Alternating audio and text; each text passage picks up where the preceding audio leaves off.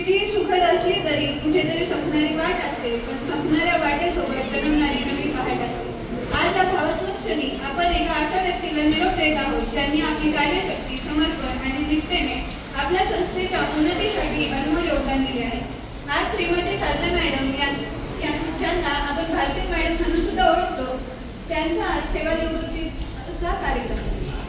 या कार्यक्रम निमित्ताने आपण सर्व इथे जमलो आहोत. खरं तर साधना मॅडम आम्हाला शिकवायला नव्हतं, म्हणून त्यांचा आणि आमचा संबंध केवळ प्रार्थनेला किंवा एखाद्या 8 तासाला द्यायचा. मॅडम नेहमी सर्व विद्यार्थ्यांना आपल्या मुलांसारखीच वागणूक द्यायची. जेव्हा जेव्हा मॅडम आमच्या वर्गावर यायच्या तेव्हा त्या आम्हाला नवनवीन गोष्टी, त्यांच्या आयुष्यातील अनुभव आणि नवनवीन माहिती सांगायच्या. आपल्या सगळ्यांनाच माहीत आहे की मॅडमचा मायाळू स्वभाव आणि त्यातही त्यात त्यांना मुलात मूल होऊन शिकवायची कला ही त्यांना वेगळी बनवली.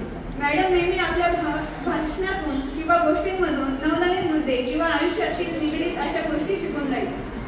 मॅडमला सांगायला आवडेल की मॅडम एकदा आमच्या वर्गावर गोष्ट सांगत असताना त्यांनी आम्हाला एक वाक्य सांगितले होते की माणूस नेहमी चुकीतून शिकतो.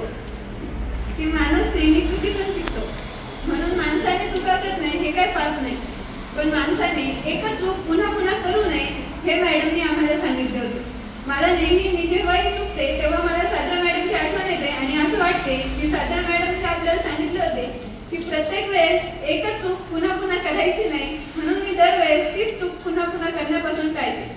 अशाच बऱ्याच गोष्टींमध्ये साधना मॅडमची आठवण येत राहील. जाता जाता एवढेच म्हणेन की बोलले असेल उलटून मी, चुका झाल्या असतील. बोलले असेल उलटून मी, झाल्या असतील चुका, विसरून सारे द्या आशीर्वाद, जाताना मनात काही ठेवू नका. माझ्या व 12वी